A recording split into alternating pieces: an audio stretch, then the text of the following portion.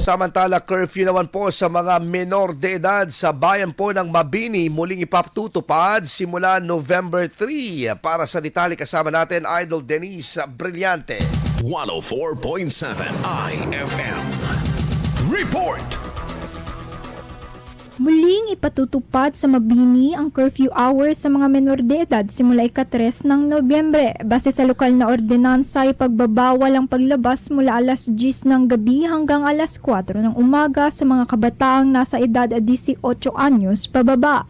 Dagdag pa dito, ipatatawag ang mga magulang ng menor de edad at may multang 500 pesos sa unang paglabag, 1,500 pesos naman sa ikalawang paglabag at 2,500 pesos naman sa ikatlong paglabag.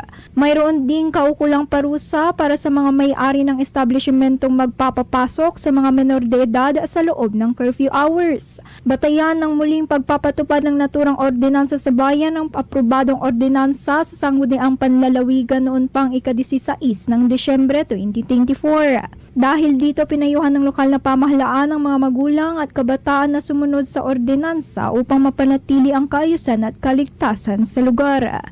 Kasama mo mula rito sa IFM News, dagupan ito si Idol Denise Brillante Tatak. IFM IFM News. IFM News. IFM News.